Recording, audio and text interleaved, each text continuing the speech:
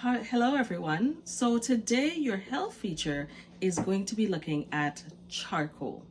Now, charcoal or charred wood is formed when wood is heated without air. So in other words, there's an absence of air. Charcoal actually has a very unique ability to adsorb, not absorb, or remove poisonous gases, drugs, toxic chemicals as well. It's good for things like infectious bacteria and viruses. Now, when you use charcoal, you need to make sure that you have a good quality of charcoal. So, a good quality of charcoal can actually be made from coconut shells and any wood such as eucalyptus, willow, pine, and even oak. Charcoal actually can be made easily at home. You'd have to cut the wood to a certain size and then you'd have to remove the bark. You'd have to stack the wood very tightly together in a hole in the ground and then you'd start a fire. So after the wood begins to burn, you would cover it with earth or maybe a piece of tin. If the tin is used, you have to pile earth on top of the tin as well. Then you're going to leave a small vent or opening for admitting limited amounts of air in order to maintain a very slow burn. And remember, this process now will probably take a few days to be finished. So when the burning process is completed, you're going to leave the charcoal itself inside the covered hole until it cools, because heated charcoal will burst into flames when it is exposed to the air. So there's a process to it. So I'm sure that most of you are not going to be doing that at home. So if that's the case, you can actually just purchase charcoal at the store. Make sure that it is activated charcoal and make sure that it comes from a really reliable source. Now, how would you use charcoal? Here are some of the ways that you can use charcoal. You can use charcoal orally. I know some people who use it with their toothpaste or even without their toothpaste to brush their teeth, and it really works very well.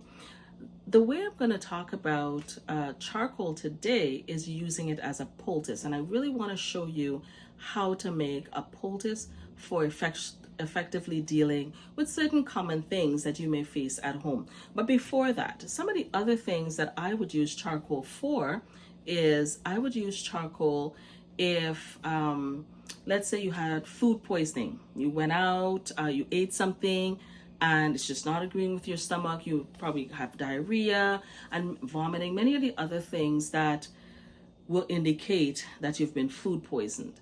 Now, charcoal is really good to take. You would take maybe just about a half a teaspoon to a tablespoon of charcoal. You'd mix it in a cup of water. You can actually drink a charcoal slur. So here's another way to do that. You can leave it on the counter, let it sit for a bit, and it will of course settle to the ground, and you can actually drink the slur. That is fine, it will work as well. Some people are okay with drinking the charcoal a little bit mixed. It can be very scratchy to the throat, so you have to be very careful of that. Always watch if you're using charcoal, let's say a few times for the day because you have a really bad case of something. You want to also make sure that you're paying attention to things like dehydration, etc. Okay, and you want to make sure that you're drinking lots and lots of water. So that's one of the more common way that charcoal is used. Now, charcoal, as I said, could be used for diarrhea. It can be used for nausea and vomiting.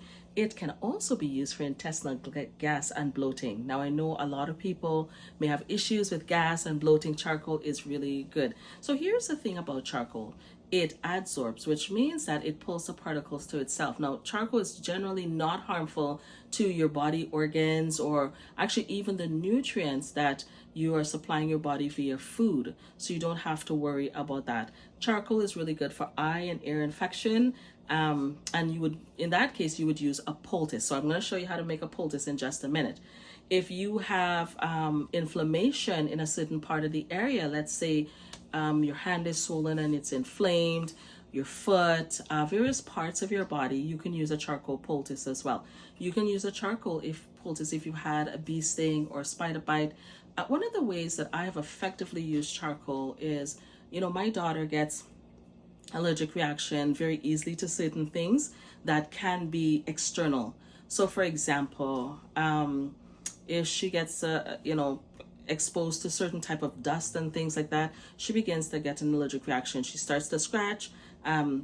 So right away, I give her half a teaspoon of charcoal in some water, and within a very short time, you can see, the effects of it going away. Now, that being said, you need to be very careful. If you are severely allergic to something, let's say a bee sting or whatever, you are definitely going to have to go to the hospital, because of course some people have severe allergies to certain things. So you want to keep track of that. So I'm talking about if you get a bee sting, as a spider, and you're not severely allergic, you just have a reaction in terms of swelling and pain.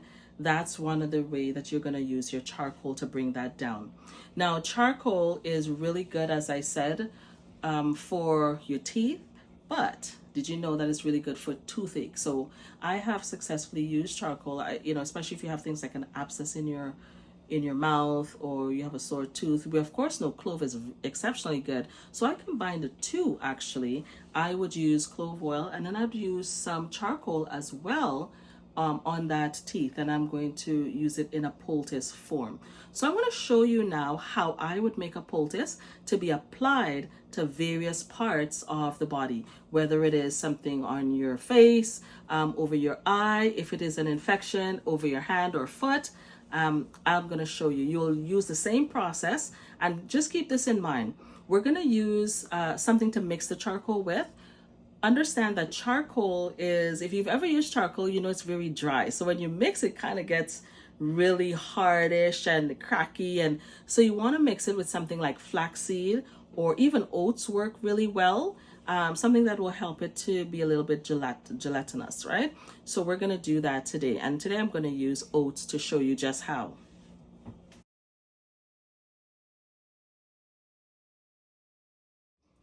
All right, so here I have some things, and I'm going to show you how to make a charcoal poultice. Now, we're not going to be using a lot of charcoal, because of course charcoal is prime commodity. We don't want to waste it. So we're only going to make a small poultice.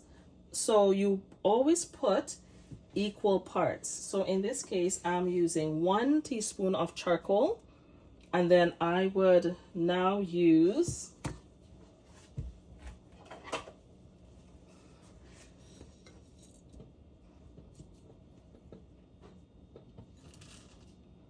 1 teaspoon of oats. Remember, I said you can also use flax, grounded flax, and you can use psyllium husk as well. Just anything to help the charcoal to become gelatinous. So we're going to put some water in it as well.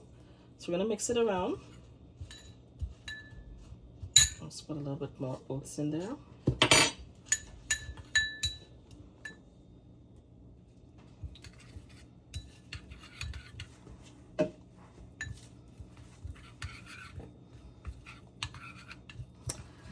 So you're going to mix and keep mixing until you have, and as I said, so this is really only going to cover a small area, just because no one has an inflamed anything in our household. So if someone did, I would make enough to kind of help them out. But in this case, this is for demonstration purposes. All right, so here, giving it a good mix. So you can see, look at that. See, good, nice. Now, when you're making poultices, sometimes when someone requires you, or you're helping someone, they may not always have all the things that they need.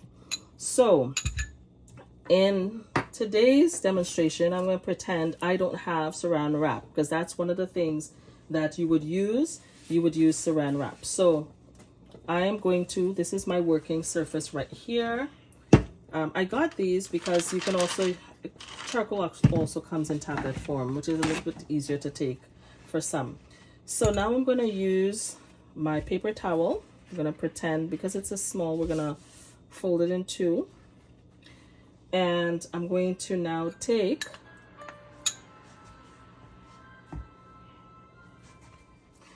all right, so we're gonna Now put our poultice down.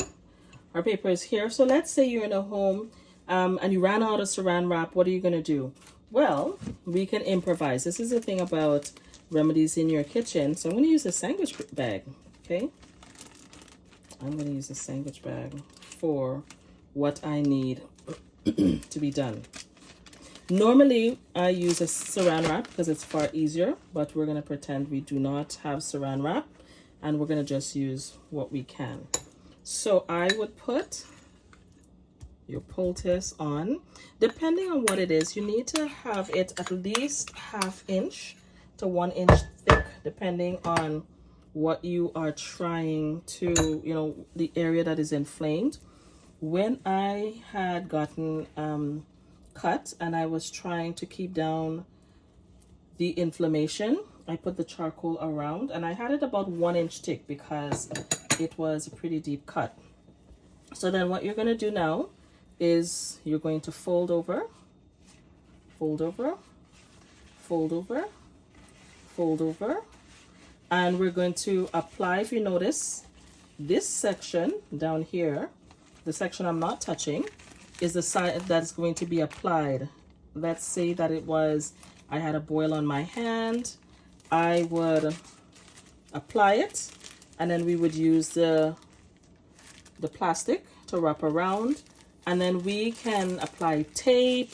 We can use a bandage. We can use several things, and there you go. You have your poultice. And of course, if the area is larger, it means that you're going to need more.